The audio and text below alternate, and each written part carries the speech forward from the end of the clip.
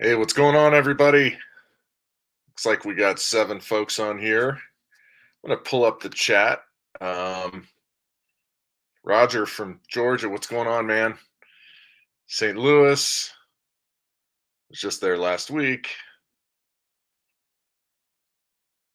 All right, cool. Hey, Ivan, what's going on? My buddy from Hong Kong. I had dinner with you. What was it? 3, 4 years ago? What a great city, man. I hope everything's going well out there. Yeah, buddy.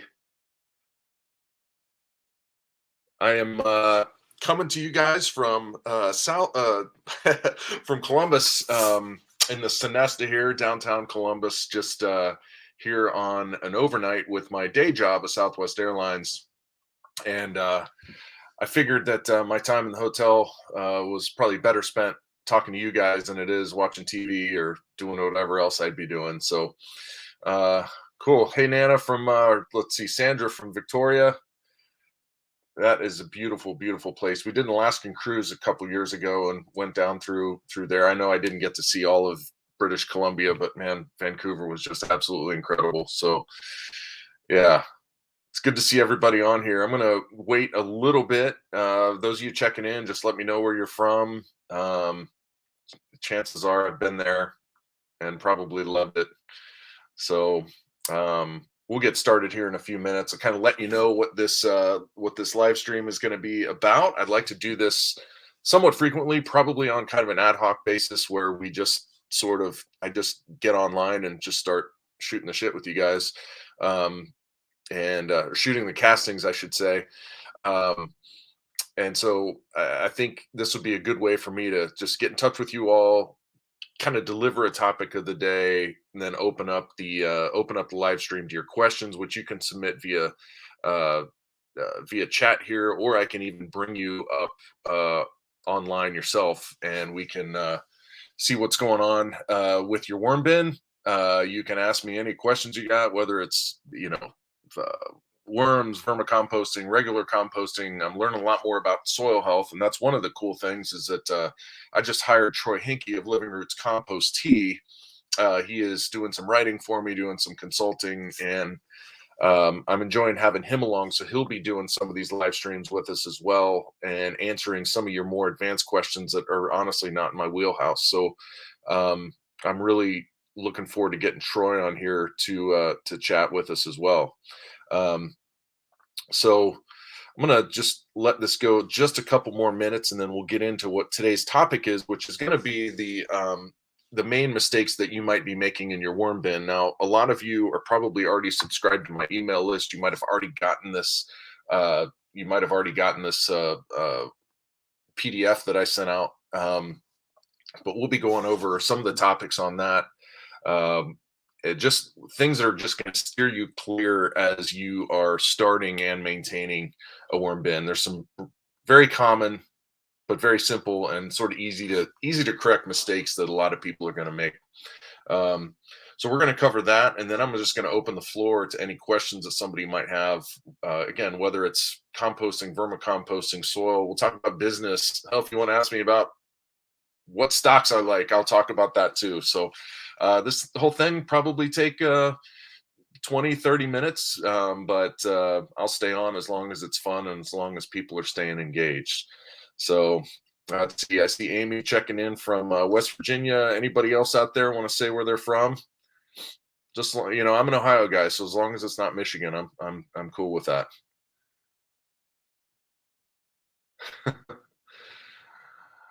All right, cool.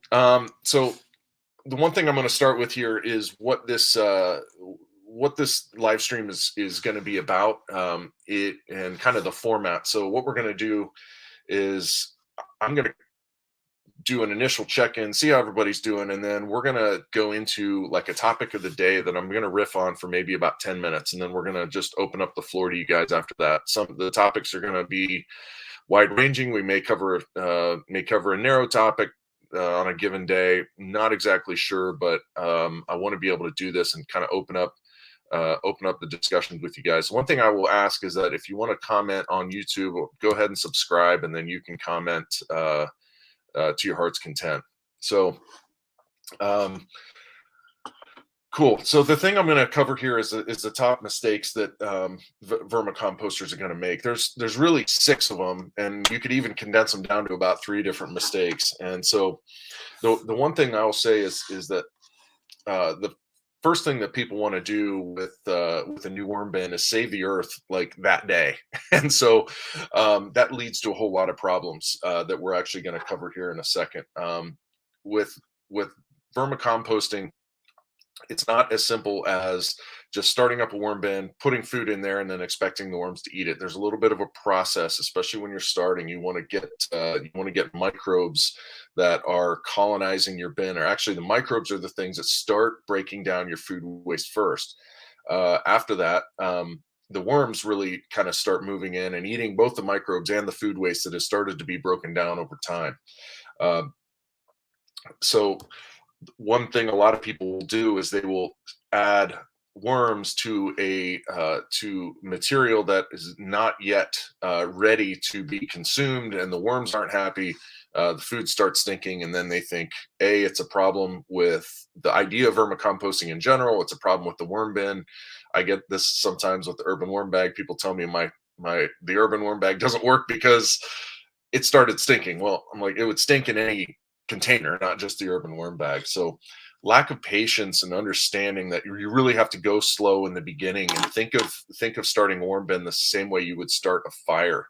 That you just got to kind of rub some sticks together, get that little bit of a spark, and then your margin for error begins to increase as you gain more experience and as your worm bin matures. So lack of patience is probably the first thing. Second thing is overwatering. This is a couple reasons here. One of the reasons why is a lot of these commercial worm bins have that spigot, that tap on the bottom that uh, makes you think that you're going to be getting worm tea, when that is not worm tea at all. It's something called leachate, and what that is when food waste breaks down. Food waste has a ton of water. It's got about 85 to 90% water from most food waste. And when that breaks down, those cell walls kind of collapse. The water gets released, and if you don't have enough bedding in there to absorb that excess moisture, that water goes to the bottom. Now, a lot of people, when they add food waste to their worm bin, it doesn't feel wet, so they add more water. And so, adding water is one of the probably more unnecessary things that a lot of people are doing with their bin. A, because they feel like the worm bin's too wet, but then also because they think they're going to be getting more of that worm tea that's really not worm tea.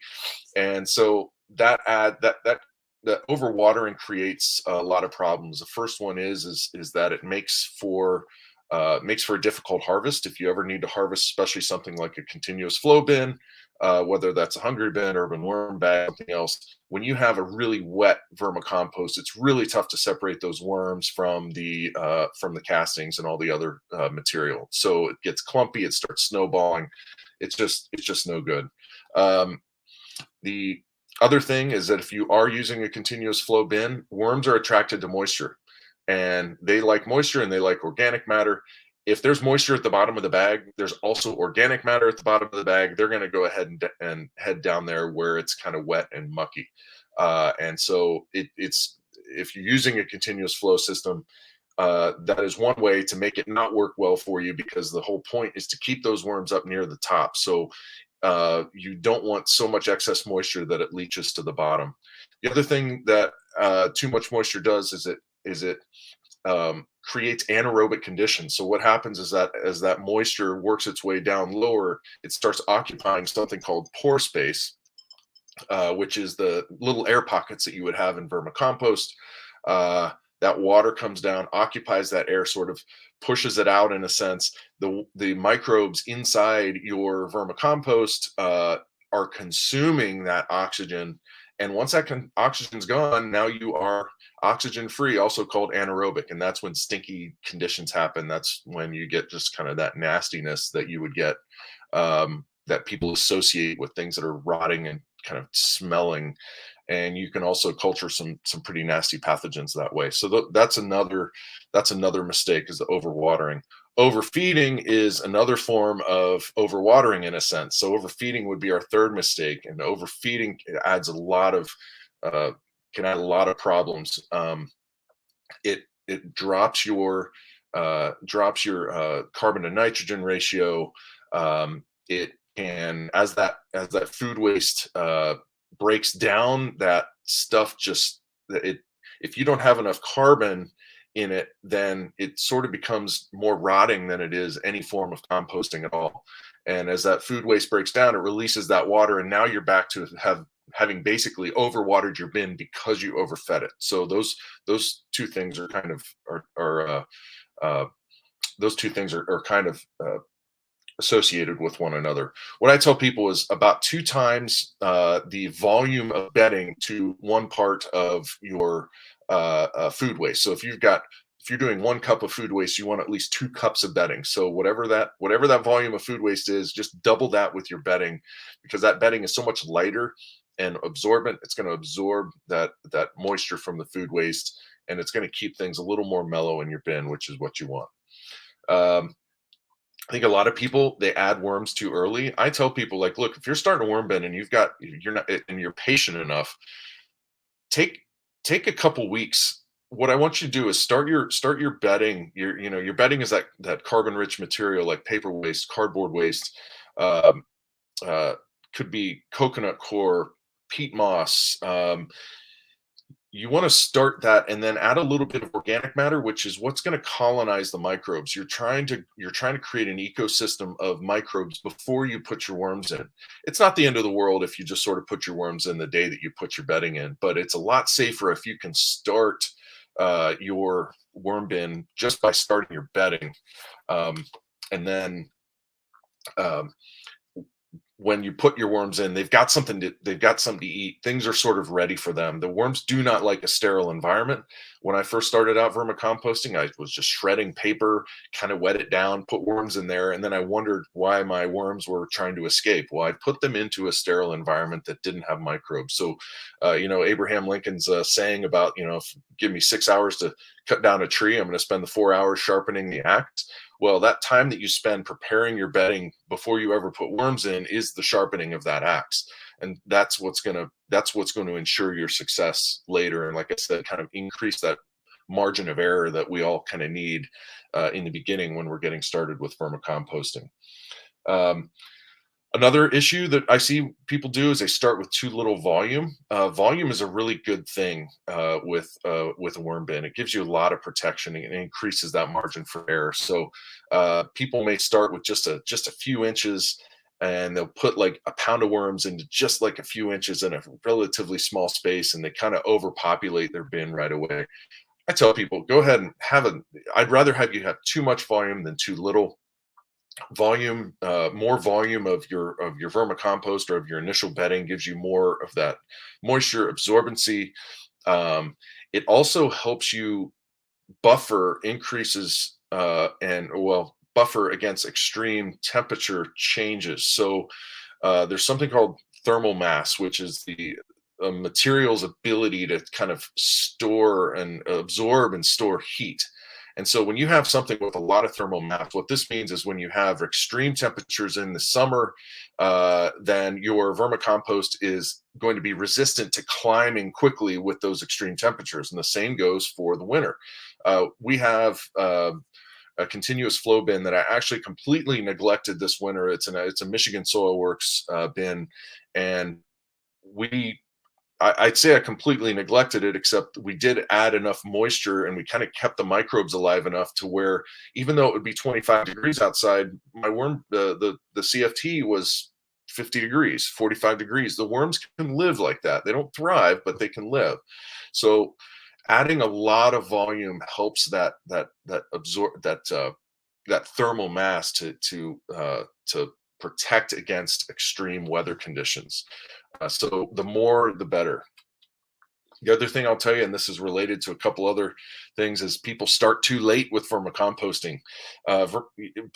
It takes a couple months before you have anything that you can really use in your garden. And unfortunately, a lot of people think about starting vermicomposting. A lot of people think about vermicomposting in the spring when they're actually starting gardening. The time you really want to be thinking about vermicomposting is when it's not as fun to think about it.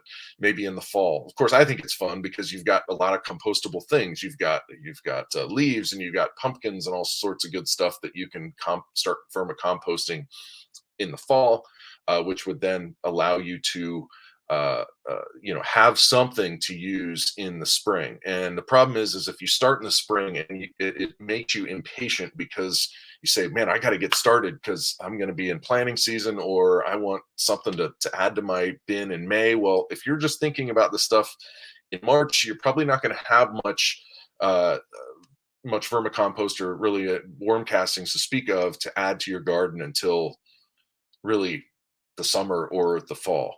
And that leads you to becoming impatient, leads you to overfeeding, leads you to overwatering, leads you to trying to kind of save the world all at once. So those are the 6 topics. They really kind of all center around the idea of moving too fast in the beginning, when what we're trying to do is slowly build that ecosystem, and it just can't be done overnight. So that is it for me, guys. I'm going to open up the floor to any questions that you guys may have. I see Arwa is asking, if the goal is not the vermicompost itself, but multiplying worms, do I have any particular tips? So I'm not a breeder. I will tell you that a vermicomposting environment is going to be different than a vermiculture environment. Vermiculture is a vermiculture environment where you're trying to promote breeding tends to be still pretty rich in food, but also a lot wetter. You don't want to do it in a really deep container. I like the idea of doing breeding, and I know Samantha from Mimi's Worms. I don't know if Samantha's on here or not, but she uses mortar trays as her breeder bins. Mortar trays are those shallow kind of black bins that you can buy at Lowe's or Home Depot for like $6 or $7. Maybe it's $8 now with inflation, but it's really kind of a cheap container. It's got an appropriate depth, and you want just a wetter environment that seems to promote reproduction a little bit better. And I know that if you add some rich foods, I know she would take apples and boil them down and sort of create the slurry to put on top, and the sort of attracts the worms together and allows for that mating to happen. So I think in terms of promoting worm reproduction, a wetter environment but still rich in foods is a good idea. But again, I'm not saying to overfeed, but you want a fairly rich environment, I believe, for the vermiculture. So let's see. Sharon is asking, basement temperature during the winter months is 45 to 50 degrees. Too cold for me, but is it too cold for worms in the urban worm bag? I will say no. There's a couple things you can do. I love basements for these because it's a very constant temperature, and it's typically still fairly humid. And constant and humid is I think pretty good setup for vermicomposting. If you have a thriving worm bin going, you've got an ecosystem of these worms and these microbes that are all creating their own heat, and so that helps to keep temperatures a little more elevated in your urban worm bag than you might have in the ambient temperature. And that's why I like the fact that the urban worm bag is big. It kind of has that thermal mass. It has that volume. I would say if you're starting an urban worm bag, make the bag just full. And I would find leaf mold outside that's already started breaking down. The people that do the best with the urban worm bag are actually starting with really natural materials that have begun the decomposition process already. My friend Marianne Smith, the Valley View Worms in Asheville, North Carolina, or Waynesville, close to Asheville, she does nothing but leaf mold, which is really kind of partially decomposed leaves, fills up the urban worm bag. Granted, her first harvests are going to be a lot of that leaf mold that hasn't really been worked through, but you can just add that stuff right back into the top. And if you've got a lot of volume here, Sharon, to answer your question, you're going to have protection against that lower temperature. And the other thing you can do, and I love this hack, is that you can get a seed starting mat. These are available on Amazon. They come in about a 20-inch by 20-inch square by a company called VivoSun. I'm actually thinking about offering this product next year. But a seed starting mat, you can just lay it right on top. It doesn't dry out your worm bin. You can add a thermostat to it too. There's a little probe that you can attach to the thermostat, and it will keep your bin about 20 degrees. Keep the surface of your vermicompost about 20 degrees higher than your ambient temperature, or it'll keep it wherever you tell it to keep it if you're using the thermometer. So that's what I would tell you. Let's see here. Krumbach, hungry bins become waterlogged. So can I amend the system to bring it back to a better and aerated condition? And I use your hemp mats. Should I be saturating the mat when inserting it? I would not be saturating the mat, especially if it's already waterlogged. What I would do with your hungry bin is I would take the material out of the bottom. You've probably got a lot of leachate. I would take that material and I'll just put it right back in the top for another trip through, because that moisture, once it goes to the bottom, you really can't pull it to the top. I used to think that you could sort of add dry material and get that wicking effect to bring material back to the top. But I would just take that material at the bottom. If you want to use it, go ahead and use it. It's probably going to have a lot of worms in it. But if it does have a lot of worms in it and you don't need to use that material right away, go ahead and put it right back in the top. One little hack for you guys that are dealing with like wet, really wet harvests, that when we first started our Michigan Soilworks CFT, we had some really, really kind of nasty wet harvests. And one thing that we did is we just sort of added in some dry coconut coir, and coconut coir is a very absorbent material. It's almost acts like kitty litter. If you see people using kitty litter on like an oil spill or something like that, it just sort of soaks up that moisture. You can add in a little bit of dry coconut coir, and that coconut coir comes compressed and hard. But if you can like shave off a few pieces or break it up and just sort of stick it in your vermicompost, it doesn't actually change your vermicompost that much, but it does break it up and make it a lot more sort of screenable, separatable, a little more easy to use. So yeah. Anything else, guys? I will answer any questions that you guys have. We've been at it here for about 20 minutes. Let's see. Trevor's asking, and trying to find the right moisture, is it better to be too dry or too moist?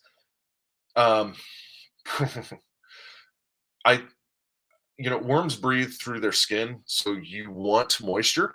I would err on the side of being a little too dry, only because people are going to naturally want to make things a little too wet. So what I would say is, and the way you can tell is you're looking for about 70% moisture content. And the way you would get that is by grabbing some of your vermicompost and you're going to squeeze it as hard as you can. If you get a drop or two out of your hand, then that is about the right moisture. If you're getting a lot more than that, then that's too much, and you need to probably add more dry bedding. So what I would tell you is, if you're on the other side of that, you're on the dry side, when you add water, add it by using a spray bottle. Never pour water into a vermicompost bin, because the material can't absorb that. It's like drinking out of a fire hose. Like, if I told you I wanted to drink 5 gallons, you could probably do it. You're like, well, give me a couple days. But if I asked you to do it in an hour, you wouldn't be able to do it. And so I would tell you, just spray. If you're going to add water, spray in small but frequent frequent applications. So I would say to be too dry, but don't be so dry that you're going to shrivel up your worms. You actually have to get really dry in order to do that. So that's a good question. It's a good question, Trevor. Let's see here, Roger. Let's see, how often and how much should I feed my worms? I hate telling people you want to feed 3 cups a day or 1 cup a day or however much per week. What I would tell you, Roger, is if you're starting out with, it looks like a nice mixture of coconut coir, leaf compost, and some food waste. When you add your food, just go ahead, and the first thing I want you to do, just add a cup, literally a measuring cup of food waste, and then come back a couple days later. If it looks like the worms have started attacking, it started broken down, it's no longer recognizable as food waste, I would add a little bit more. Maybe add 2 cups the next time, or a cup and a half, and see how it goes. And what you're going to do is you're going to let your eyes and your nose be the judge of whether you've overdone it or not. That's the easiest thing I would tell you. The one thing I'll say is that if you're not mixing your food waste and your paper waste and carbon-rich material or leaf compost together, I would make sure you're adding it in that 2-to-1 volume of bedding to food waste. Um, let's see here. Sharon, are the soil mites in my vermicompost the same as, let's see, will they attack, same ones that will attack my container plants? I don't know this. Soil mites tend to be the same, but I don't know if those would be, I can't, I'm not sure if I can answer that, Sharon. The one thing I will say is that if you've got mites in your vermicompost, that is an indicator that your vermicompost is a little bit too wet. It's tough not to get other critters in your vermicompost. Like I said, I keep saying the word ecosystem, and it's hard when you're creating these moist, warm conditions that are rich in food and not expect other people to come to the party, or other critters in this case to come to the party. I don't think that they will attack your container plants. One thing I will say is that as you take that vermicompost out, let it dry out. If you can separate the worms from it, I'm not sure if you're using an urban worm bag or not, but let it be exposed to open air for a while. And what that's going to do is it's going to make it drier than the mites are going to like it, that the mites would thrive in, but you're not going to kill your microbes either. So just keep it protected from UV light, your vermicompost, but let it go ahead and air out a little bit and dry out, and it should be fine to apply to your plants, no problem. Arwa, do you think peanut shells or any grains with shells can replace coconut core? Um, I don't. I don't know. Coconut core is going to break down faster than peanut shells, I think. So I would add. I would think of peanut shells more as a supplement, more of something that can. I actually love the idea of something really fibrous like peanut shells in there, because it adds to the bulk, and it adds to the porosity and the aerobic nature of your vermicompost. Actually better than coconut core. It's not going to break down, and you're probably going to find a lot of those fibers and shells and stuff in your vermicompost when you're done. But that's okay. There's nothing wrong with that. But I wouldn't use it to replace coconut core. James is asking, my worms are after 2 years are still small. He mostly just feeds leftovers. Is there another choice? Your worms are just sort of scrawny adults, and worms in a vermicomposting environment are going to be smaller than a vermiculture environment, where the point is to kind of fatten them up for sale. You could supplement with something like a worm chow. We do sell that on my site. I would say it's probably not that necessary to try worm chow. It does really fatten worms up quite a bit. But I think if your worms are reproducing and they're thriving and you see cocoons, and after 2 years, your worms have reproduced, I guarantee you that. I think you're fine. I understand when people look at their worms and wish they were bigger and fatter, but it's no big deal if they're not, if it's doing the work for you. So yeah. Thanks, Roger. Can I have mushroom waste blocks and microgreen mats as food for my worms? I believe both of those are considered greens and would be considered food. They are, of course, organic matter, which organic matter is food. So yes, you can. I don't know the carbon to nitrogen ratio of those things, so I would make sure that you err on the side of adding a little too much carbon. Some of those dead leaves, paper waste, cardboard waste. I say things go. You can almost not add too much carbon to a worm bin, but you can have too little, and then that's when things happen. The bad things happen quickly in a worm bin, when you have too little carbon. So, Angela, to your question, I say yes, go ahead and use them. I know people are using both of those things in a vermicomposting environment. Just make sure that you're adding bedding. Let's see, Crumbach, I missed a tea question that you had. I think you were asking about, would it be beneficial to wet your cardboard with compost tea to inoculate their food? I like the idea of inoculating, microbes in a worm bin. Yeah, that'd be a great idea. I mean, if you've got the vermicompost already to make the tea, then yes. So I think that's a good idea, kind of recycling it in a sense. A lot of people get into these things where they work really, really hard for their worm bin. They'll do bokashi and then they'll do in the worm bin, and trying to get this sort of circular thing going, which I get, but it also can be a lot of work. So if your worm bin's going fine without it, I would go ahead and I would give it a shot if you want, but I wouldn't make it an everyday thing that you feel like you need to do, because again, if your worm bin's going fine, your eyes and your knows or telling you things are fine, that's, then whatever you do is an added bonus. So, hey, Jerry, thanks for joining us.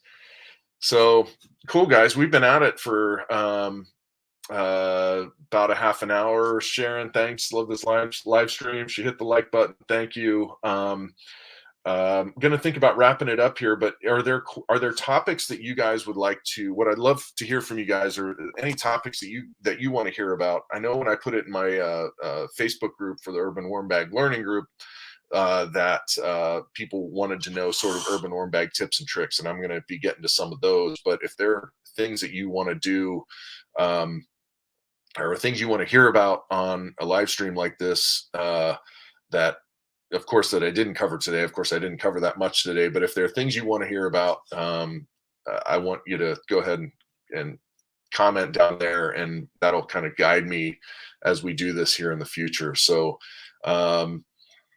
let's see. Marta asks, possible to make a worm compost tea without aerating it in a bubbler? Yes, that would be called an extract. What you're doing is sort of you're using that liquid and you're sort of pulling microbes off of the surface of your vermicompost, but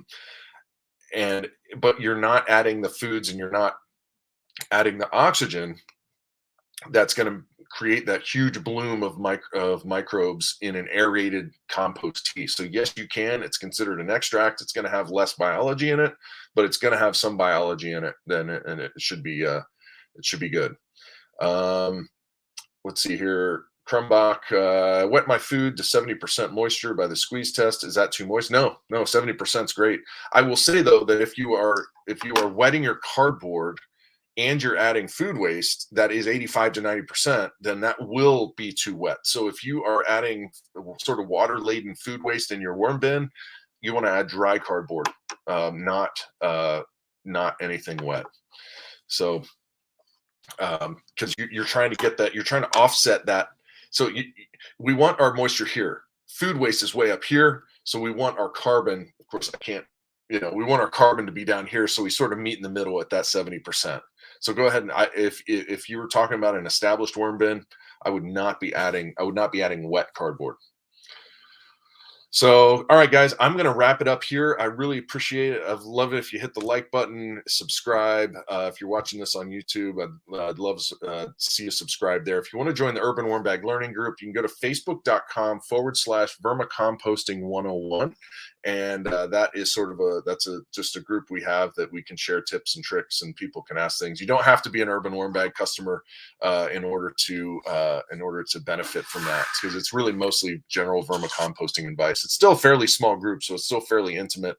I'm part of some other groups that are much larger, but you tend to see a little bit more spam, and we're trying to keep things clean there at the Urban Worm Company. So I'm going to wrap it up here, guys. This has been a lot of fun. And a future live stream, we're going to get some of you up here maybe to show us what's going on with your worm bin, and we can ask you some questions, or we can answer your questions you may have, and I look forward to doing that. So anyway, guys, this was fun. We will see you on the next live stream here for the Urban Worm Company. Come visit me at urbanwormcompany.com and see what we got going on. So thanks, everybody. Going to wrap it up.